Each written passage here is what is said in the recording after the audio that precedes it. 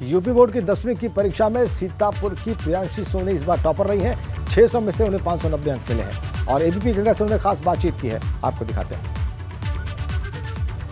UP board के नतीजे आ गए हैं और ऐसे में सीतापुर के महमूदाबाद की सीता इंटर कॉलेज की छात्रा प्रियांशी सोनी ने प्रदेश में कक्षा 10 में पहला स्थान प्राप्त किया है। 600 अंक में 590 अंक हासिल किया है और 2 सब्जेक्ट तो ऐसे हैं जिसमें 100% मार्क्स आए हैं। तो आपको दिखाना चाहेंगे उनके प्रिंसिपल रमेश वाजपेयी साथ में बैठे हुए हैं और वो होनहार छात्रा वो भी मौजूद है हमारे साथ। जानना चाहेंगे पहले तो एबीपी गंगा की ओर से आपको बहुत बहुत बधाई। Thank you sir. हाँ, हम जानना चाहेंगे कि आपको जो ये सफलता मिली है इसको लेकर क्या कहेंगी? सर इसमें मेरे पेरेंट्स हैं और मेरा कॉलेज बहुत ज़्यादा सपोर्ट दिया मुझे। घर पे भी कि पूरा कहा जाता था पढ़ाई ओनली, और यहाँ स्कूल में भी बहुत ज़्यादा अच्छे से प्रिपरेशन कराई गई। 2-3 महीने तो हम लोग को बहुत अच्छे से प्रैक्टिस भी कराई गई। हर चीज़ में किसी भी तरीके से हम लोग को कमज़ोर नहीं होने दिया। हर तरह से हम लोगों को मोटिवेट भी किया और पढ़ाई से रिलेटेड सारी हेल्प मिली। हम लोगों को एक्स्ट्रा क्लासेस भी चलाई गई कि हाँ बच्चों को कोचिंग ना करनी पड़े और अच्छे से पढ़ाई करवाई। कॉलेज का पूरा सपोर्ट। एक बड़ी अपडेट के साथ आगे बढ़ेंगे। मेरठ से है। माफिया अतीक के बहनोई डॉक्टर अखलाक को सस्पेंड करने की खबर आ रही है। सरकार ने अतीक के बहनोई डॉक्टर अखलाक को सस्पेंड कर दिया है। भावनपुर सीएससी में तैनात था डॉक्टर अखलाक। एसटीएफ की गिरफ्तारी के बाद सीएमओ ने रिपोर्ट भेजी थी।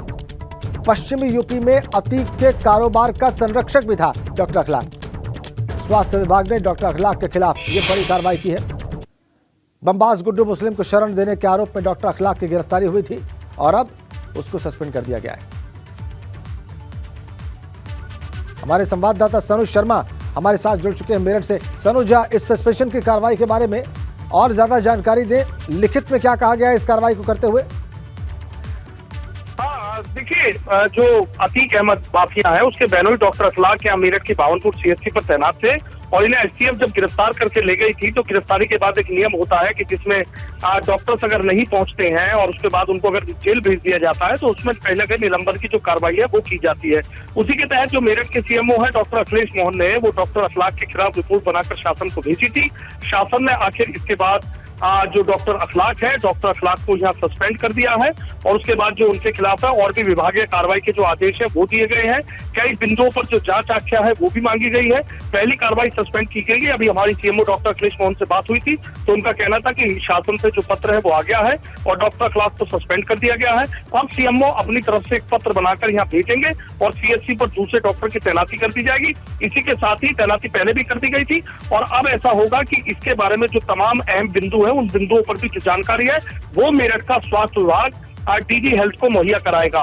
ये बात किसी से छिपी नहीं है कि माफिया अतीक का जो बहनोई है डॉक्टर अखलाक, इन्हीं के घर पर मेरठ में बमबाज गुड्डू आया था, उसको शरण दी गई थी। पूरा सिंडिकेट पश्चिम उत्तर प्रदेश में अखलाक कहीं ना कहीं यहाँ पर संभालते थे और इस तरह के जो तमाम शूटर्स पहले भी यहाँ पर आते रहे हैं उनको मदद करने का काम यहाँ पर किया था। वो तो वीडियो वायरल हो गई और उसके बाद ये पता लग गया कि जो बमबाज गुड्डू है मेरठ में डॉक्टर अखलाक जो अतीक के बहनोई है उनके घर पर आकर रुका था। अब कई और बिंदु है जिन पर जांच की जा रही है लेकिन ये वाकई बड़ी कार्रवाई है कि डॉक्टर अखलाक को आज शासन की तरफ से निलंबित कर दिया गया है।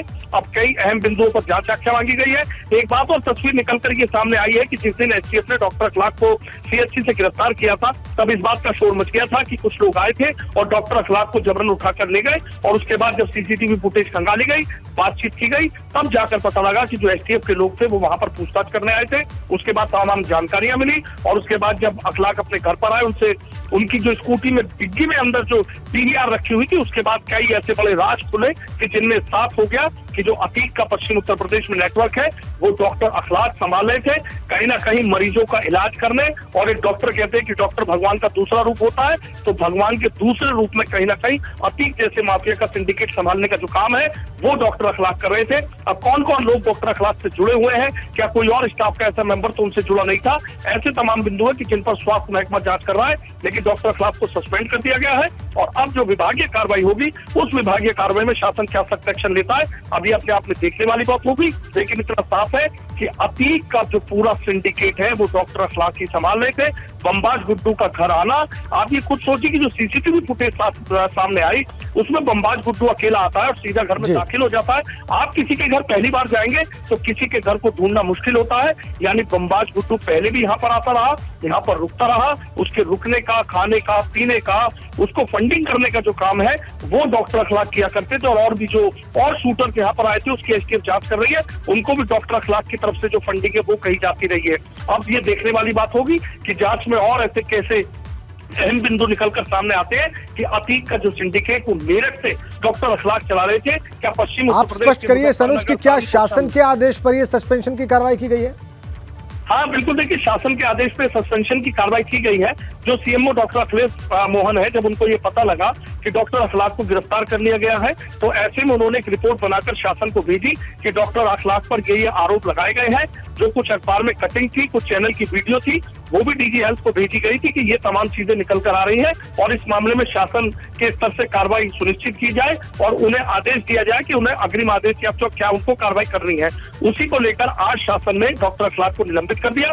उसका जो आदेश है वो शासन से सीएमओ को पहुंच गया है। अब सीएमओ अपनी एक रिपोर्ट बनाकर यहाँ लगाते हैं, फिर से वापसी शासन को भेजी जाती है कि उनके स्तर से उनको हटा दिया गया है, किस डॉक्टर की तैनाती की गई है, अब उनकी सैलरी, उनके तमाम भत्ते, तमाम चीजें उन पर किस तरीके का वो होगा, अब वो विभागीय कार्रवाई में कहीं ना कहीं निकलकर सामने आएगा। लेकिन डॉक्टर अखलाक को शासन के आदेश पर सस्पेंड कर दिया गया है और सीएमओ अब उसकी जो विभागीय जांच है उस विभागीय जांच उन पर जांच कर रहे हैं। बहुत धन्यवाद आपका। और अगली खबर झांसी से है। वहां पर असद गुलाम एनकाउंटर के सीन का रिक्रिएशन किया गया है। परीक्षा डैम के पास एसटीएफ की टीम ने क्राइम सीन को रिक्रिएट किया है। बड़ा गांव थाना इलाके में 13 अप्रैल को एनकाउंटर हुआ था इन दोनों का। अतीक के बेटे असद और शूटर गुलाम का एनकाउंटर इसी इलाके में हुआ था और वहां पर एसटीएफ की टीम पहुंची और उसने सीन को रिक्रिएट किया। जैसा उस दिन हुआ था वैसा ही दोबारा किया गया। आपने देखा पिछले दिनों जिस तरीके से अतीक और अशरफ की हत्या हुई थी तो उसकी जांच के दौरान उस सीन को रिक्रिएट किया गया था कॉर्विन अस्पताल के सामने। और आज झांसी में भी यही हुआ। एसटीएफ की टीम पहुंची और जो वहां पर सीन था उस वक्त का उसको रिक्रिएट किया गया।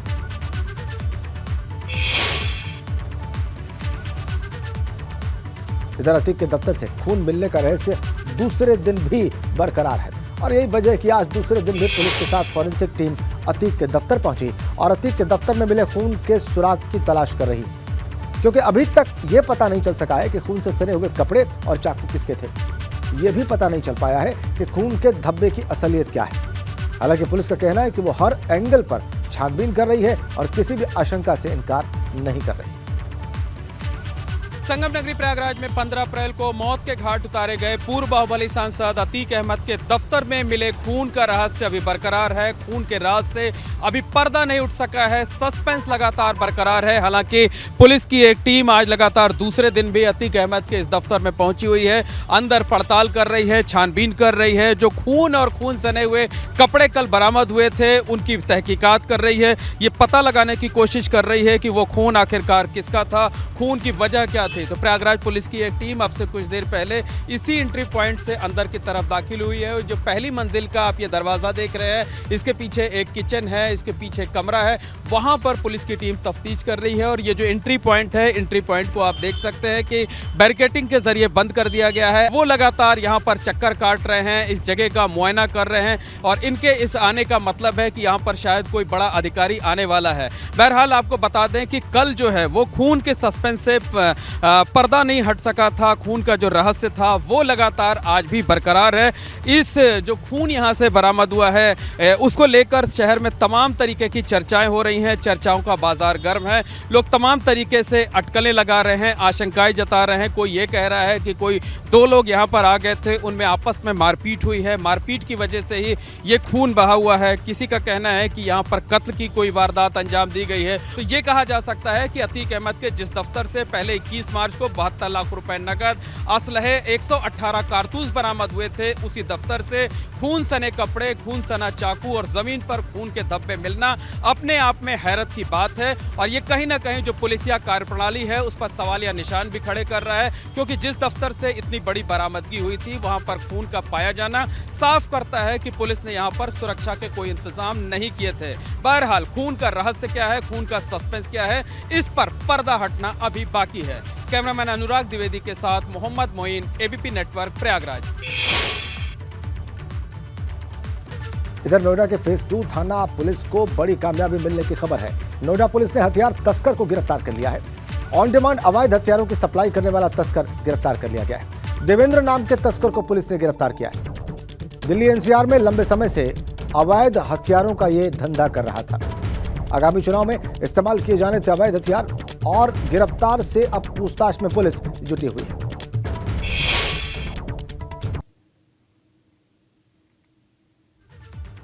असलहों के साथ हथियार तस्कर गिरफ्तार।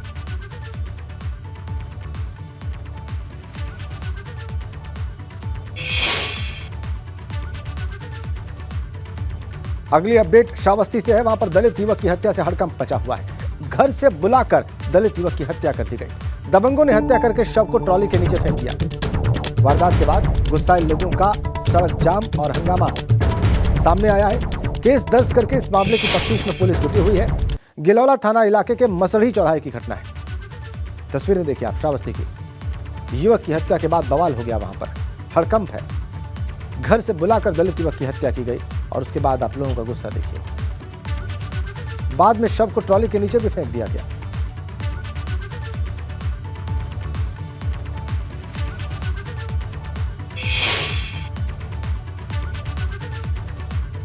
इधर रुड़की में सिंचाई के विवाद में 2 पक्षों में गोलीबारी की खबर है।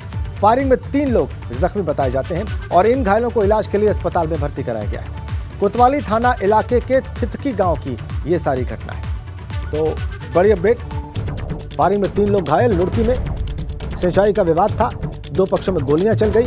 आप देखिए बवाल की तस्वीरें। और इसी फायरिंग में 3 लोग घायल बताए जाते हैं। जो घायल हैं उनको इलाज के लिए अस्पताल में भर्ती कराया गया।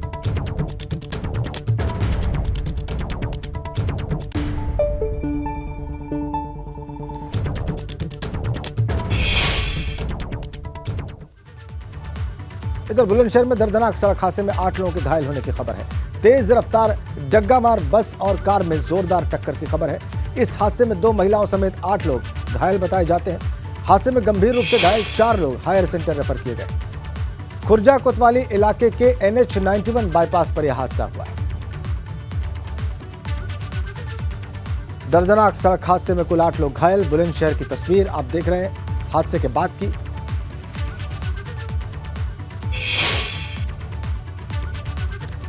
इधर कानपुर में सांसद सत्यदेव पचौरी से मेयर प्रत्याशी भाजपा की प्रमिला पांडे ने मुलाकात की है। सत्यदेव पचौरी के आवास पर करीब 15 मिनट तक उनकी मुलाकात हुई। बाहर आकर उन्होंने कहा कि पचौरी जी का आशीर्वाद मिल गया है। पचौरी जी पार्टी फैसले से असहमत है लेकिन विरोध नहीं करेंगे। दरअसल निकाय चुनाव में कानपुर भाजपा में 2 फाड़ हो चुका है। महापौर प्रत्याशी प्रमिला पांडे से सांसद सत्यदेव पचौरी नाराज हैं। दरअसल सांसद सत्यदेव पचौरी पार्टी के प्रत्याशी चयन के फैसले से खुश नहीं है। अपनी बेटी नीतू सिंह को प्रत्याशी बनाना चाह रहे थे लेकिन पार्टी ने दोबारा प्रमिला पांडे को मैदान में उतार दिया है। इसके बाद ये सियासत तेज है और यही वजह है कि आज खुद प्रमिला पांडे सांसद महोदय को मनाने उनके आवास पर पहुंची। मुलाकात के बाद एबीपी गंगा से बातचीत के दौरान उन्होंने कहा कि उनको पचौरी जी का आशीर्वाद मिला है।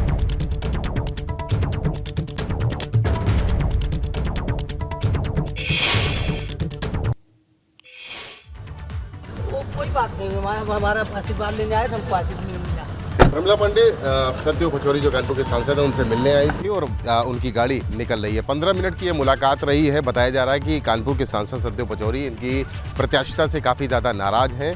15 मिनट की इस मुलाकात में क्या हुआ ये तो नहीं पता, लेकिन प्रमिला पांडे का ये कहना है कि उनके साथ सत्यदेव पचौरी जो कानपुर के सांसद हैं उनका आशीर्वाद ज़रूर है। भारतीय जनता पार्टी में जब से प्रत्याशिता सामने आई है 2 फाड़ नज़र आ रहा है, क्योंकि सत्यदेव पचौरी चाह रहे थे कि किसी अन्य व्यक्ति को टिकट मिले, लेकिन प्रमिला पांडे को पार्टी ने अपना टिकट दिया, अपना प्रत्याशी बनाया है और उसके बाद से ही भारतीय जनता पार्टी की स्थानीय इकाई में काफ़ी ज़्यादा घमासान मचा हुआ है। नाराज़गी बताई जा रही है कि सत्यदेव पचौरी प्रमिला पांडे की प्रत्याशिता से काफ़ी ज़्यादा नाराज़ हैं और इसी नाराज़गी को दूर करने की कड़ी में प्रमिला पांडे यहां पर पहुंची थी। सत्यदेव पचौरी के आवास में उनसे 15 मिनट की मुलाकात हुई है। मुलाकात में आशीर्वाद मिलने की बात कह रही हैं, लेकिन ऐसा लगता नहीं कि जो बीजेपी में घमासान मचा हुआ है वो थमता हुआ दिख रहा है। कानपुर से कैमरामैन पंकज निगम के साथ रतीश त्रिवेदी, एबीपी गंगा। और यूपी में हो रहे निकाय चुनाव को लेकर कांग्रेस भी तैयारियों में जुटी है और यही वजह है कि कांग्रेस ने बसपा के मुस्लिम प्रत्याशी उतारने पर अब उसे आड़े हाथों लेते हुए उस पर निशाना साधा है। कांग्रेस के प्रांतीय अध्यक्ष नकुल दुबे ने कहा कि बसपा की नजर किस पर रहती है सबको पता है। दरअसल बसपा ने इस बार 17 में से 11 नगर निगम में मुस्लिम उम्मीदवार चुनाव मैदान में उतारे।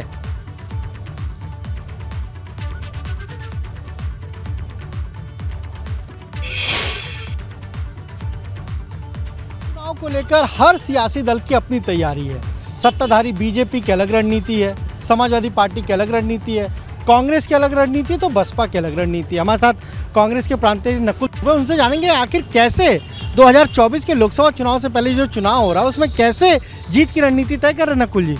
देखिए, अब संपूर्ण उत्तर प्रदेश ही नहीं, संपूर्ण देश की जनता ने मन बना लिया है। कर्नाटक में आपको दिखाई पड़ रहा है, तो जो कर्नाटक की हवा है ना, ये पूरे देश में गांव-गांव, गली-गली, घर-घर पहुंच रहा है। ये अडानी का जो सवाल है, ये जो 20,000 करोड़ का सवाल है, जो अग्निवीरों का सवाल है, जो पुलवामा का सवाल है, जो इस देश के लोगों को जो लुटाई हो रही है, जो ठगी जा रही है, ये सब जनता के दिमाग में आ गई है। हमको 1200 में सिलेंडर नहीं खरीदना है, हमको 100 रुपये का पेट्रोल नहीं लेना है, हमको कोरोना में मोतों गले नहीं लगाना है, हमको ऑक्सीजन के लिए तरफ के नहीं बनना है। तो इसलिए जनता जनार्दन ने अब तय कर लिया है कि हमको कांग्रेस बहुत अच्छी थी और कांग्रेस को ही लाना है। इसलिए एक सवाल ये है 2024 को लेकर जो तीसरे मोर्चे की बात हो रही, कवायद हो रही, नीतीश कुमार कल आए, ममता बनर्जी से पहले मिले, फिर अखिलेश यादव से मिले, आपने उनसे खुद पूछा कांग्रेस के साथ आप आएंगे, किसको नेता बनाएंगे? इन सब मुद्दों पर चुप हैं, वो कुछ बता नहीं रहे। कांग्रेस जाएगी उन लोगों के साथ? नहीं, अभी तो खड़गे साहब के साथ आपने देखा ही होगा, नीतीश कुमार भी थे, अब वो दूसरे वो भी थे उनके नेता। देखिए, आज का सवाल क्या है, अब यहाँ पर कौन प्रधानमंत्री बनेगा, कौन मुख्यमंत्री की सवाल नहीं। अब देश को बचाओ, देश हमारा विपदा काल में पहुँच गया है। देश में सिर्फ झूठ, फरेब, 420 इसका बोलबाला हो गया है। तो हमारी आप क्या जिम्मेदारी है? हमारी आपकी जिम्मेदारी राजनीति कब करने की होती है? हमारी आपकी राजनीति तब करने की जब हमारा आपका पेट को भरा हुआ हो, हम लोग को हेल्दी वातावरण चल रहे हो। आप तो यहाँ पर मतलब जो लोग हो वो 1000 करोड़ लेके भाग गया, ये 5000 करोड़ लेके भाग गया, ये 10,000, ये क्या तमाशा है? कहीं ना कहीं इसी तरीके से काम कर रही कि कैसे लोगों के बीच जो बातें हैं वो पहुंचाई जा सकें। कैमरे से हरिओम के साथ अनुभव शुक्ला, एपी गंगा, लखनऊ।